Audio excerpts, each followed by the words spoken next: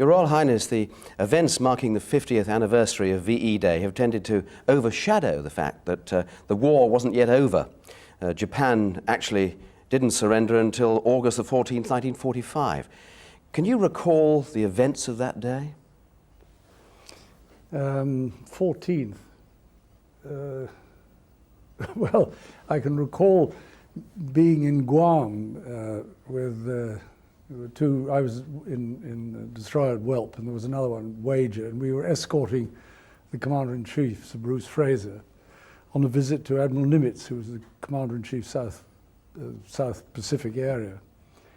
And Sir Bruce was going to give him the night, make him a knight of the Bath. And while we were there, the first of the atomic bombs was dropped, and that was about the 6th, I think, of October, 6th of August.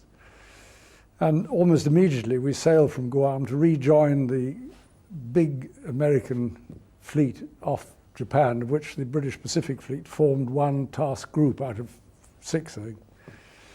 And we hung about there until the second bomb was dropped, and then it was announced that the Japanese decided to cease hostilities. They didn't actually surrender on the, whatever it is, what did you say, so? The 14th of August, that's right. yeah.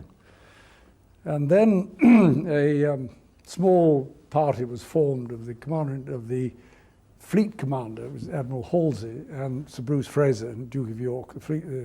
Halsey was in the Missouri, and he had 4 destroyers, and there were 2 of us. It was this little party of 6 destroyers and 2 battleships, went off to Japan.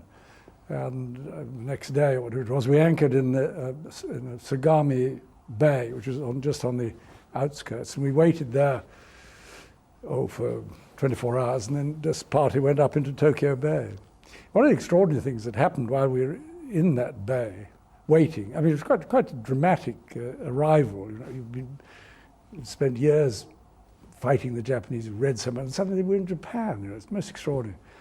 But we heard over the fleet sort of broadcast the 2 Royal Marines had managed to escape, believe it or not, from a prisoner of war camp in Japan. And you wonder what on earth they were doing. I suppose they heard the bombs go off and they thought, well, this is the time to move. And they got down to this bay, and they saw this fleet of ships with stars and stripes and Union Jacks. So they said, well, this must be friends. So they stripped their clothes off and swam out, because they were intercepted by patrol boats and taken on board the flagship, and everybody thought this was a great occasion. Anyway, about 30 years later, I was attending the annual conference, or the annual reunion of the Far East prisoners of war. And I thought I'd tell this story to the assembled company. In the middle of this thing, they said, they're here!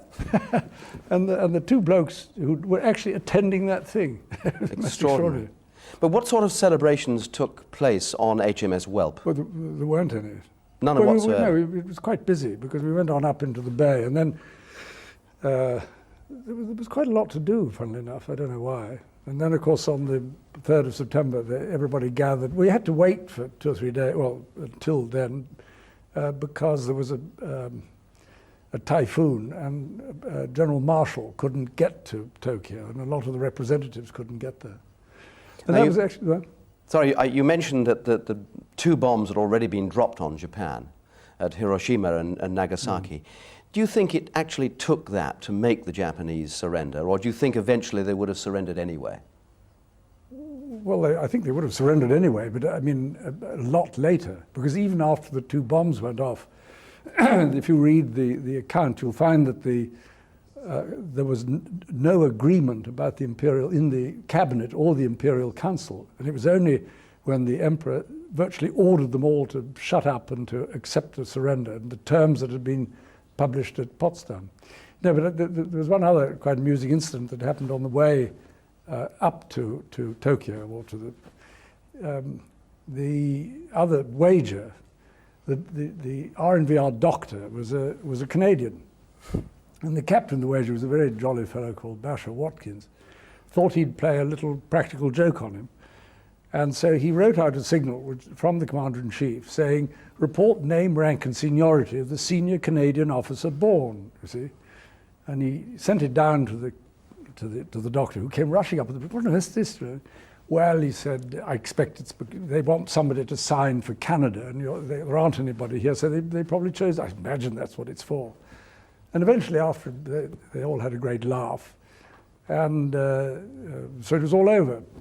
To the captain's horror, about an hour later, a signal arrived from the Duke of York saying, report name, rank and seniority of senior Canadian officer aboard.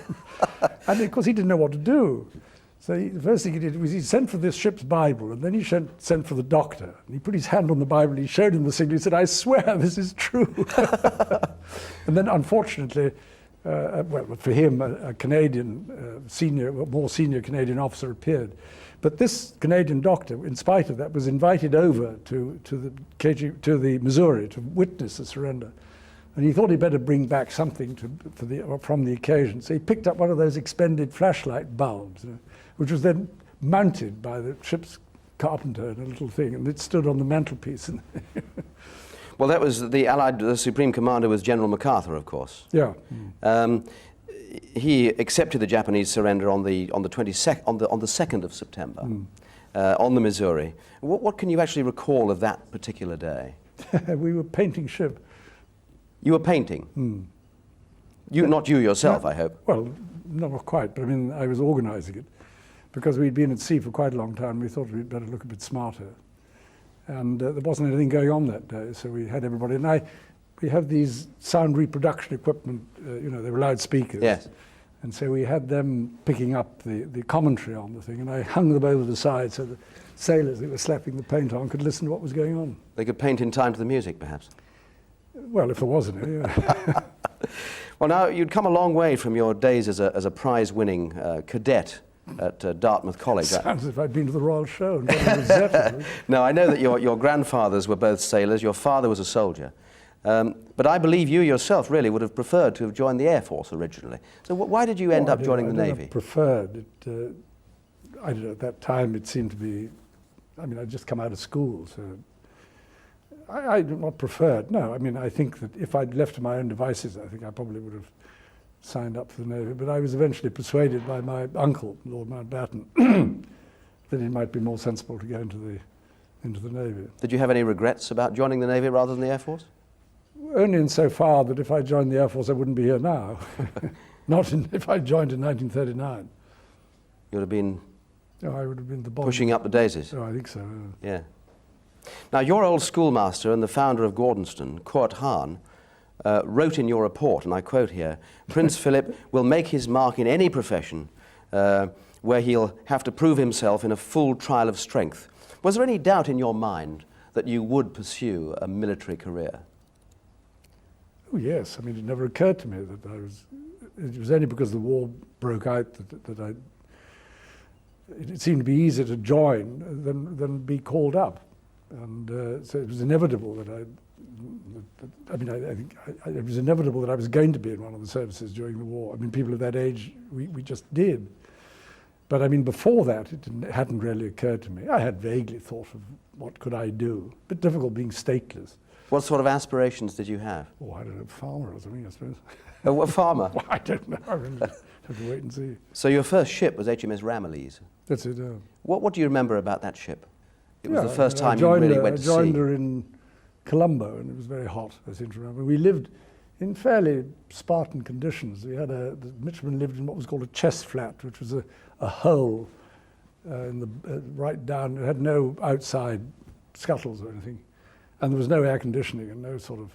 And we had a bathroom and just a space where we kept those chests, sea chests, with our kit in it. It was so hot down there, we didn't sleep down there. We had camp beds on the upper deck. Funnily enough, I met the chap who'd been the schoolmaster in Ramillies the other day. Were you treated as one of the boys? Well, I was, yes. There weren't any girls in those days. No, but I think you know what I mean. I mean, you were, after all, a prince. Yeah, didn't being plunged amongst midshipmen. No. But the Navy was quite used to sort of curious people like that. There wasn't, nobody stood on ceremony or... No. Now, for the whole of 1940... Actually, funnily enough, the captain of Ramillies was a fellow called Bailey Groman. and he made me what was called his doggy, which was a sort of midshipman assistant. And he did it because he'd been my grandfather's doggy. So he must have had some stories to tell. Well, I don't know, he's long since. Yeah. But for the whole of 1940, you were kept away from the heavy action. Did you accept that as a prince from a neutral country that there was no option? Well, it didn't bother me very much because the ships that I was serving in were right there anyway. I mean, somebody had to serve them. So, I mean, it just so happened that I was perfectly content. I would have gone up, I suppose. I was moved out of Ramley's when she went to the Mediterranean. I was moved out of Kent when she went to the Mediterranean. And then I went to Shropshire. And then when the Italians invaded Greece, then they sort of lifted the ban, and I was sent to join Valiant in Alexandria. What kind of ship was Valiant? Well, she was another First World War battleship, but she'd been through a major refit just before the war, and instead of having 6-inch batteries, she had 4.5-inch turrets, which acted as anti-aircraft turrets. So they had 3 of these on each side. She was in the Battle of Jutland, I think. What do you remember about her? Well, I mean, quite a lot, I suppose, because we had 6 quite active months. And within 2 or 3 days of joining, we went out and there was a great bombardment of the Italian held port of Bardia in North Africa, and it was quite impressive. A lot of 15-inch guns going off, which I hadn't heard before, and it made even big ships like that rock about a bit. And then the Italians had the effrontery to shoot back. So it's quite interesting to hear these things whistling over and landing in the water with a great splash beside you. You suddenly realize that life was for real. And you were frightened, obviously? No, it was, I don't know, frightened. It was just surprising. Do you have time to think about fright when in a situation like that? No, not directly. I was more frightened on other occasions. And then very soon after that, we were taking a convoy to Malta, and there was a tremendous attack on the whole fleet by German dive bombers, the Stukas. And I was watching. I was actually in one of the turrets, but I managed to get my head up through one of the 15-inch turrets. It wasn't doing much good in an air raid. I managed to stick my head out and watched the bombers attacking the Illustrious, the carrier, and they did quite a lot of damage. And then she had to be taken out to the Mediterranean. That was quite, but there was so much going on, and there was so much shooting, and everybody was rushing about, and noises everywhere. It wasn't a question of fright. It was just, amazement that anything like this could actually happen. Your role as searchlight operator in the Battle of Cape Matapan earned you a mention in dispatches. What can you remember of the battle itself? Well, it was a very long, drawn-out affair until we actually got to the point. And the Italians were chased and attacked by swordfish and torpedo bombers, and then they were attacked by the cruisers, and then they turned around and attacked the cruisers. So all this was going on for days. And one of the Italian, I think it was the Polo, was damaged and stopped. And two other cruisers came back to her assistance during the night, but unfortunately for them, they were detected, and so the battle fleet, which was Queen Elizabeth, Valiant, and I can't remember the other one was, Barham, and the carrier Courageous. No, it wasn't. I can't remember which it was. Anyway, we ploughed on to where we thought these cruisers were going to be. And Valiant actually had a rather rudimentary radar and picked up these echoes, which were stationary, and so we assumed that's who they were. But I got an indication what direction to point the searchlights, and they said, well, illuminate. So I switched the things on, but I suppose she had a good chance. I actually found a cruiser. Are you sure you're not being modest now? Well, there was not much else to do. It was a very strange sensation because it's pitch dark. You suddenly turn on these enormous searchlights, huge things. You see this beam shooting out. It was a very calm night. And it picked up. We were so close. I mean, we can't have been more than about 2,000 yards or something. And the beam wasn't big enough to cover the whole cruiser. And so somebody said train right or something and there was another cruiser. And And with that, everybody started shooting, whereupon they didn't really need much illumination after that. Soon after the fall of Greece in April 1941, Valiant was in action again at the Battle of Crete. This time the Luftwaffe had a real field day. Can you tell me what happened? Well, it was part of the, I suppose people were trying to evacuate the British troops from Crete, the last ones to come out. So we weren't particularly involved in that. I mean, we were milling around some distance, or you could see Crete, but some distance away. And there was general sort of usual confusion. Everybody was shooting and airplanes were flying about. And we were, I think it was then, no, I think it was the day after Matapan that we were hit by 2 bombs, one forward and one aft. How close in succession? Well, it was one stick of bombs, and they went sort of diagonally across the ship, and one hit on the quarterdeck, and the other one just missed the forward. But the whole ship bent like that with the explosions, and actually bent sufficiently for some of the hatches down below to be jammed. So several people rang up and said, "Please, can you get a tin opener? We'd like to get out." You know.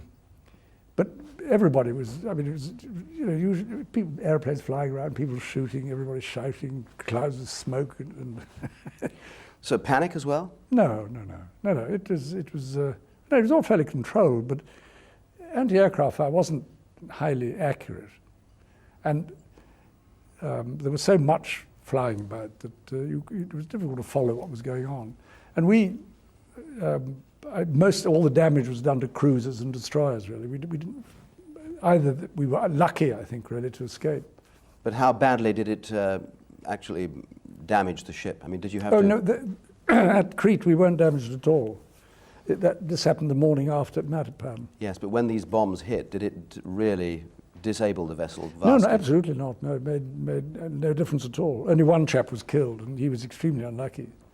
I mean, a big box was blown off a bulkhead and just hit him. Is it possible to recall any of the emotions that were felt when you were under attack? No, I don't think so. I mean, there's so much to do. You know, you're so occupied that and everybody knows what they're doing. It's very difficult. You can't sort of sit back and say, well, what do I feel like today? You know? No. I know it's a favourite question. Everybody says, what does it feel like to do this? What does it feel like to do that? I mean, what does it feel like to do this? Well, I don't know. I wonder whether I'll be asked in many, many years' time. You can't actually train for this, though, can you? Oh, yes, you could do, yes. In fact, there's an awful lot of simulator training goes on, particularly now. And there were simulators during the war. So if you went into the anti-aircraft school, for instance, we had all the noises and all the sort of... So you got used to it. Your uncle, Lord Louis Mountbatten, lost his ship, HMS Kelly, in the Battle of Crete. Was that a major blow for the Navy's morale? Well, an awful lot of ships were lost. I mean, yes, he wasn't the only one. But particularly with Lord Louis on board, high profile. No, I don't think so. I think if anybody was lost, it was... But there was a completely different atmosphere in those days because people accepted that sort of loss. It was part of the fortunes of war. I mean, we didn't all have counsellors rushing around every time somebody let off a gun. You know, say, "Oh, you all right? You know, are you sure you haven't got some ghastly phobia or whatever it is?" He just got on with it. I saw him when he came back to Alexandria because he was picked up, and I always remember because he'd been swimming about for quite a long time in water. So his eyes were sort of bright orange, well, sort of not orange, sort of red with the salt. Colour. No, from the oil in the water. But everybody got back to work again very quickly. Did being involved in the battles of Matapan and Crete change your outlook on life? I mean, young men are notorious for thinking, oh, well, it'll never happen to me. But in fact, it did happen to you. No. I mean, I think we all took it as being part of the business. What were you doing fighting if you weren't going to fight? Coming through any kind of military action must galvanize spirits, though. I mean, were there great feelings of camaraderie with the tension, perhaps waiting for the next encounter? It's terribly difficult to know. I mean,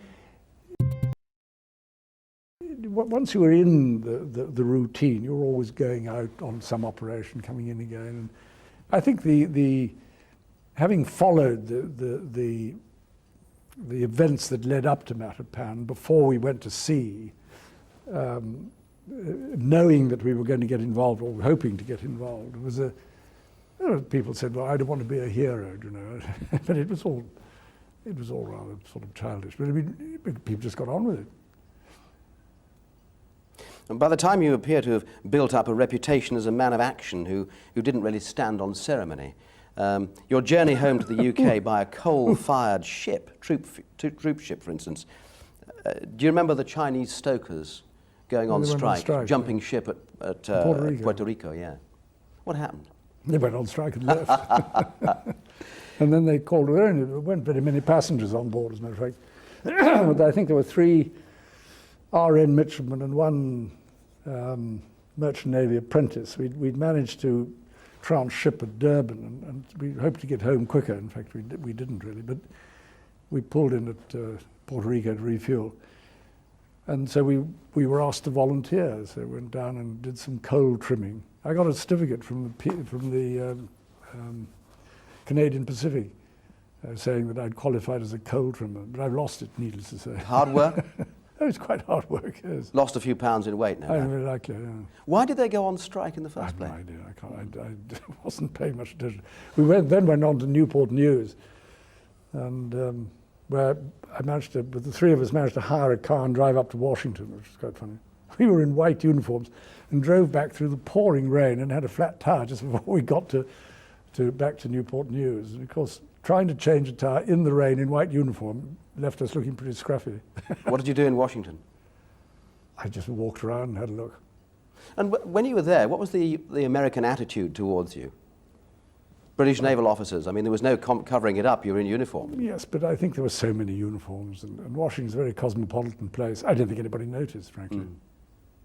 Well, in 1942, you joined HMS Wallace for convoy duty off the east coast of Britain. A very, very different role altogether, having been in action so much in the Mediterranean. Was this a bit of an anticlimax for you?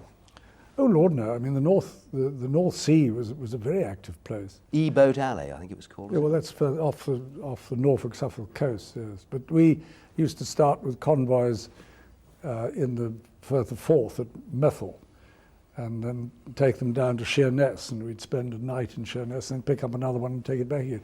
But they advanced at about 6 knots on average, and as the tide was 5 knots, it wasn't really, frankly, we didn't get anywhere very fast. And then at night, there were usually alarms about E-boat attacks, so we had to rush around and fire star shell. And I don't think we really had a serious encounter with E-boats. I mean, I think I saw one the whole time I was there. Was it frustrating for you then, having been in so much action in the Mediterranean? It seemed a bit quiet. No, absolutely. No, not at all. No. I mean, we were much nearer. Don't forget, that's very close to the French and German coast. The aircraft could fly out very easily and did, and there was bombing over this country. They came over the whole time. There were E-boats coming out. No, it was much more in the front line. Within a few months, you were promoted to first lieutenant. First of all, I was promoted to lieutenant because I joined as a sub-lieutenant. And then after I'd been a lieutenant for whatever it was, I don't know, about 3 or 4 months, the then first lieutenant left, and the captain was left with really a choice of getting a new first lieutenant or moving me up into the slot. So he decided to move me up into the slot and got a sub-lieutenant instead. So that was very good. Were you, was this part of your desire? Were you very ambitious? No, I don't think so. I was quite surprised, I suppose. And pleased? Oh, yes. Now, there was some friendly rivalry with a young officer, an Australian called Mike Parker, later to become your equerry. How did this rivalry manifest itself? Well, it didn't. Was he not on he was on a ship called Lauderdale, HMS Lauderdale? Is that right? I didn't know him at that time. Right. I only met him in Australia when we were in the same flotilla. He was in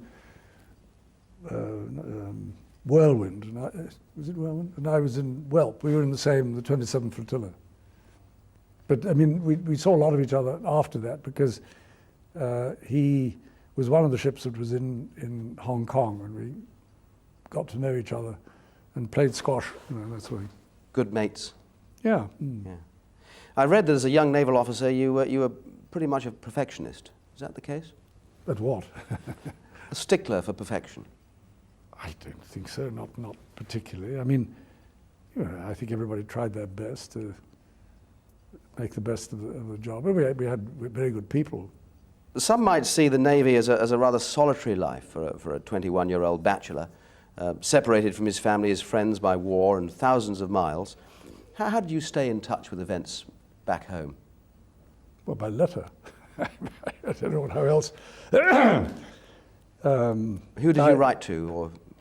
Well, my grandmother, I suppose, most of the time. Because my mother was in Athens, my father was in Monte Carlo, my sisters were in Germany, and an aunt was in Sweden. And so, I mean, there wasn't an... I suppose in the late Duchess of Kent, who was a cousin of mine who lived here. And I suppose she was the nearest relation I had in this country, other than my grandmother, who I always was going to stay with. And you got letters from the young Princess Elizabeth too, I believe, perhaps at that time. Yeah, sort of off and on. Did they mean very much to you in those days? Well, yes. I mean, everybody was glad to get a letter, yeah. You had been a guest of the royal family at Windsor. What kind of wartime leaders were the King and Queen in those days? What were their great strengths that you had picked up and seen? Well, I only saw them off duty anyway. When they came down to Windsor for a weekend, that's as much as I ever did. I spent Christmas there once. So I never saw them in that light. I mean, they were sort of hosts on those occasions, and it was very much a sort of family party, and exactly as it might have been anywhere else. So I wasn't involved in the, what you like to call it, the official activities, and I never saw them functioning, as it were, in their specific, or doing any of their particular duties. We've seen great archive material of them walking over ruins in the East End. And oh, sure, sort of but I mean, I wasn't around. Well, no. I was, but I mean, not when they were there.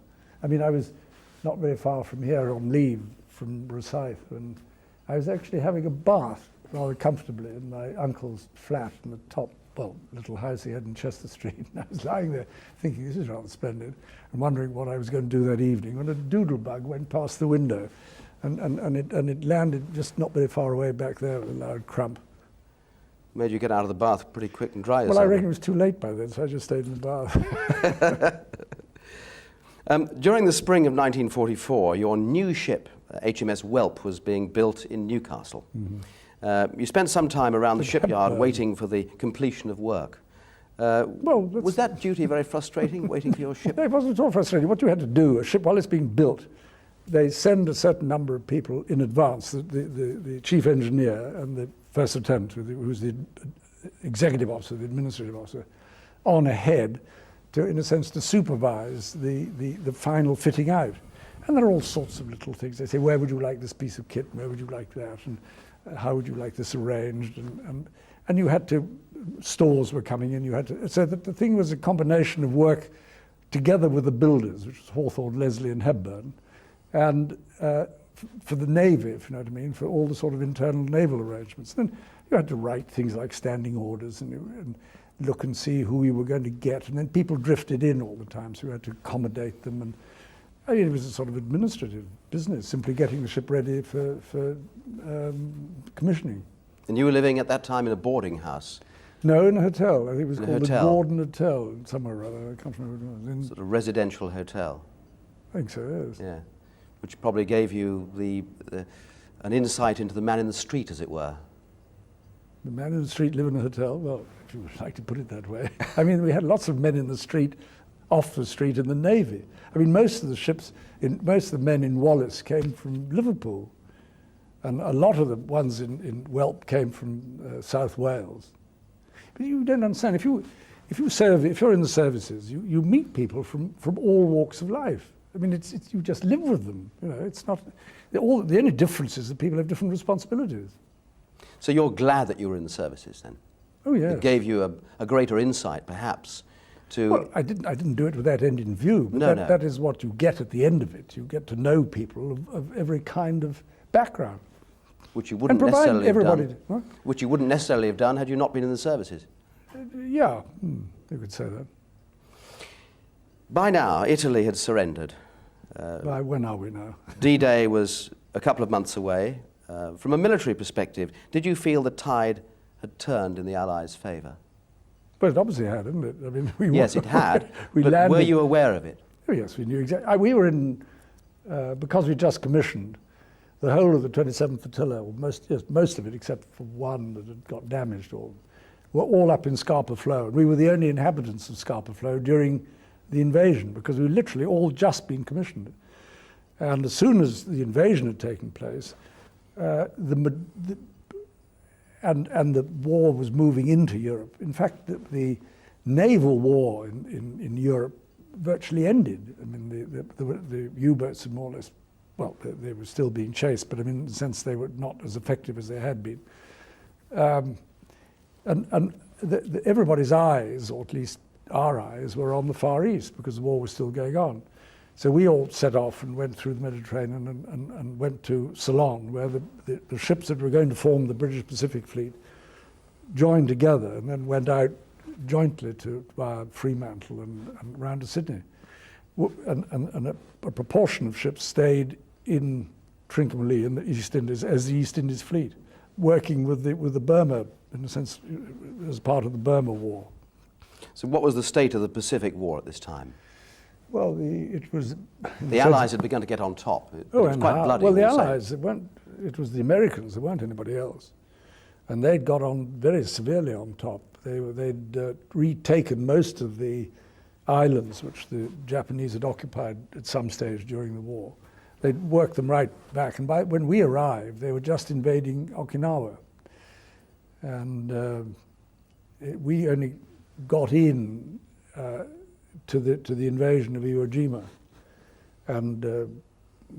but that was almost entirely an air war. I mean, it was the carriers flying off aircraft for interdiction bombing and generally supporting the Americans on a flank. Because you've got to remember that there were two fleets. Well, there was one fleet in the Mediterranean, depending in the Pacific. It was either called the Fifth Fleet if it was commanded by, I think, Admiral Spruance, and it became the Third Fleet. It was commanded by Admiral Halsey. But it consisted, I think, of 4 or 5, I can't remember exactly how many, carrier task groups, and each group had 4 or 5 carriers in it. And each group had 4 or 5 carriers and 3 battleships and 5 cruisers and about 30 destroyers, all arranged in a sort of circles. And the British Pacific Fleet was one of those, and on a slightly smaller scale. We only had 4 carriers and 2 battleships, but otherwise, and it operated on the flank, as it were. What kind of nation, naval nation, was Japan? Well, she had I suppose, I don't know, it had quite an effective fleet. It had enormous ships, but by that time, there was really virtually no, I mean, all the major battles had been fought. The Americans, and they were mostly inter-carrier battles, very few inter-ship battles. And there were a few inter-ship battles, but most of the major Japanese units had actually been sunk by then. So that when the fighting moved up into Japanese home waters, I mean, there was no surface opposition at all. In any case, if they stuck their nose out, they would have had about 600 airplanes over ahead of them. So I think they kept their heads down. Did you come across any kamikaze pilots? Yeah, no, pilots. Or kamikaze activity? Oh, yes, we saw quite a lot of that. Yeah. It was what happened was one of the destroyers was always put as what we call plane guard in the middle of this circle, and the carriers on the next circle out, as it were. And the chap in the middle, if any airplane crashed or fell overboard, you rushed up and picked up the pilot. But we were in the middle one day, and we had an American liaison officer on board, and naval officer, and a kamikaze hit I think it was the Indefatigable or in the Implacable, I can't remember, right where the island meets the flight deck, and there was a really crump and bits went up and smoke all over the place. And the American turned white and said, "Oh God, she's gone." And anyway, so we watched this. We weren't very far away. We were watching this through binoculars. The smoke cleared and the bits fell into the sea. And the next thing that happened was that about 20 sailors came out with brooms and swept the rubbish over the side.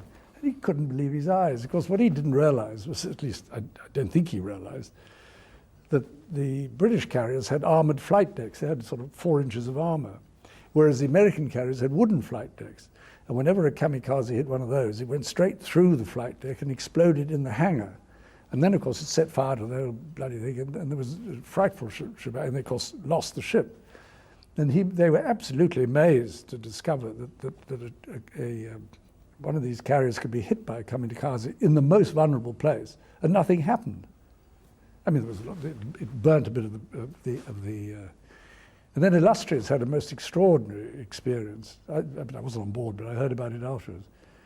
They had, sticking out in front of the compass platform, where the command stood, which sticks out in front of the island, they had a big aerial, radar aerial, a sort of cheese thing, about 6 foot across and about that deep, and this aerial going around inside. And a kamikaze attacked them, and the tip of its wing went through the radar dish in front of them. So you can imagine what it must have been like standing on the bridge, and it Quite crashed terrifying. into the sea beside them, and nothing happened to anybody. Quite terrifying. But Bruce Fraser was actually on board an American battleship, I think it was, but just before the BPF arrived out there, and he was up on the command platform when a kamikaze hit, and he had General Lumsden, a Royal Marine, standing next to him, who was killed outright, and several other people were badly wounded on the bridge, and Admiral Fraser absolutely didn't have a scratch. Most extraordinary. Were there feelings of envy as Europe celebrated victory over the Germans and looked forward to peace, while the job, in fact, in the Pacific still had to be completed? No, certainly not envy. I think relief. I mean, we were all delighted that it was over in Europe. I mean, don't forget that everybody on board had families and friends at home, so they were absolutely delighted that it was over. You know, they didn't have to worry about their wives or parents or girlfriends. Did you take any time to celebrate VE Day? Did you have time? We were at sea. We were coming south because we'd been running for the best part of I suppose, where was it? About 12 months. And so we were sent down with one other destroyer and Illustrious back to Australia for a refit in Melbourne. And we were there from the I suppose the end of April till when we sailed with the Duke of York on something like the end of when would it have been? End of April, beginning of June, and we left end of July, so we had about 6 weeks out there. And there was a certain amount of celebration in Australia, but of course by the time we arrived there, it was all over. And everybody was much more, at that time, much more concerned with the war in the Pacific.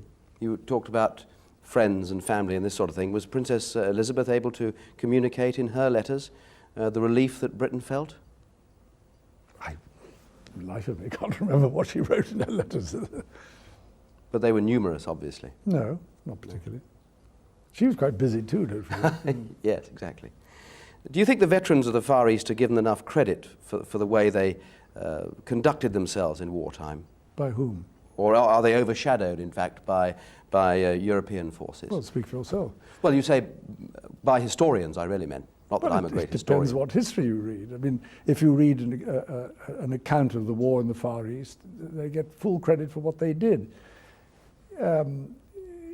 Some people obviously were more interested in the war in Europe, and some people were interested in the war in the Far East. I think, I mean, everybody had their nose to the grindstone in the sense that you didn't stand around discussing things as if you were attending an editorial conference or something. You mentioned Australia and the Australians. With the benefit of hindsight, how would you assess the performance of the Allied fighting forces in the Pacific? Oh, they of course had been at it very much longer in the Pacific. I mean, they were fighting in Borneo and in the Solomons, and both their navy, the ships and soldiers, and they had a very, very rough time, and they were fighting under extremely difficult conditions, tropical conditions, jungle conditions, and they acquitted themselves brilliantly. And the New Zealanders also in the Solomons. It was a very, very difficult war against the Japanese, and they did extremely well. I mean, there was no one ever doubted, and there were, of course, several Australian ships were part of the British Pacific Fleet as well. How did the war years shape your character? No idea. Who were the major influences on your life during these years?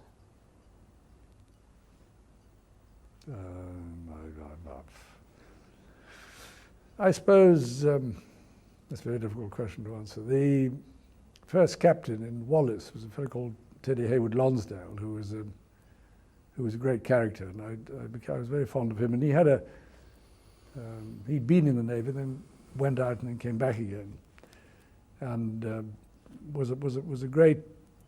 I mean, he was a great gentleman and leader, and I think had a very considerable influence over the way people behaved on board. I suppose. I mean, all the sort of people you served with had an influence on you. You know, whether they were the captains. Captain Norfolk, for instance, he was a commander then. Had an influence. The captain, and then friends, other first lieutenants, because you got to know. That's how I got to know Mike Parker. But I mean, there were 7 or 8 of us, all first lieutenants in the same flotilla. So it was a sort of first lieutenants club. You know, we all got to know each other, and we all had the same jobs. Of all the ships you sailed in, does one particular one stand out as being your favourite? Well, what do you mean during the war or at all? Yes, during the war. Well, I suppose I spent longer in Whelp than in any other, and I was first lieutenant, second in command in a sense from beginning to end. So yes, that was probably, and it took me all the way from Scapa Flow to Tokyo and back again. Your final job in the war on HMS Whelp was to transport prisoners of war. Yes. What sort of condition were they in? Well, to get it straight, what we did was, in the days when we were waiting for Marshall to arrive in Tokyo, Bruce Face had organized for the light fleet carriers to fly off their aircraft and come into Tokyo to collect prisoners of war, and he got that agreed that they would be evacuated even before the surrender. So we spent a few days close inshore collecting boatloads they were in fact naval prisoners, and ferried them out to the light fleet carriers, which were quite, because it's an enormous place, Tokyo Bay, which were anchored some way away. Well, that was very emotional, of course, because these people were naval officers, naval people. They weren't officers necessarily. They hadn't been in a naval atmosphere for 3 or 4 years, or sometimes longer. They were emaciated, and they sat down in the mess. They were suddenly in an atmosphere which they recognized. You know, they were back in the mess, and the people, our ship's company, recognized that they were also fellow sailors. And so we gave them a cup of tea. But I mean, it was an extraordinary sensation because they just sat there, and both sides, I mean, our own and them, I mean, just tears pouring down their cheeks. I mean, they just drank their tea. They really couldn't speak. It was a most extraordinary sensation. And it caused, I mean, it affected everybody. But mind you, once that was over, you know, you collected another lot, and it was not quite so, it affected quite so much the second time. But we did it, for about 2 days, I suppose. Can you understand the feelings of these men nowadays when they still find it impossible to forgive and forget? Oh yes, I mean, I think that I think it's very silly of people to say that these individual people should somehow or other be reconciled to their captors in any way and their tormentors. I think it's unreasonable. I mean, I think the reconciliation means a lot of other things, but it doesn't mean that each individual has simply got to forget and pretend that it never happened, or pretend that they were desperately affected by the experience. I can well understand that. I mean, it's interesting that it didn't happen with the Germans, because in point of fact the prisoners were, in a sense, reasonably well treated. They were treated, they had contact with the Red Cross, they were not exploited, they were not victimized in any way, they weren't tortured, they weren't starved, they weren't sent to forced labor. They were treated as prisoners of war under the Geneva Convention. Well, this didn't happen by the Japanese, and I can quite understand why those people, I say it's unreasonable to expect them to forget it and pretend somehow it didn't happen. So what will your memories be? But I wasn't a prisoner, so it didn't, No. in the sense it didn't, I can't speak, I mean, I can speak for them in the sense that I can understand to a certain extent what they feel, but I don't feel reconciliation is a problem as far as I'm concerned. I mean, it's quite funny, when we went the first time we went to Japan on a state visit in the 70s or 60s, I think it was, and people said, first visit to Tokyo, and I said yes. So what will your memories be on VJ Day? Any specific thing? I mean, you were very graphic about those prisoners of war. Well, I mean, that's one thing, and of course being in Tokyo Bay with the surrender ceremony taking place in a battleship which was, 200 yards away, and you could see what was going on with a pair of binoculars. And then they beat retreat, and you could hear going on the quarterdeck. Actually, the beat retreat was in the King George V. That was Admiral Rawlings, who was second in command, and that was everybody moved over there. I wasn't on board, but you could hear it going on. But and then by that time, of course, a lot of other ships had come in. We were only in there on our own to begin with. Must have been a very impressive sight. Well, it was a great relief. I mean, it was that wonderful feeling that, and I remember because from there we went on to Hong Kong. And the most extraordinary sensation when we sailed, we suddenly realized we didn't have to darken ship anymore. We didn't have to close all the scuttles. We didn't have to turn the lights out. And not only that, we actually stopped in the South China Sea and piped hands to bathe. You know, imagine doing that in the Mediterranean when the heat was on. You couldn't do anything like that. So you suddenly, all these little things built up to you suddenly feeling that life was different. You've got the most extraordinary memory. Thank you very much. Thank you.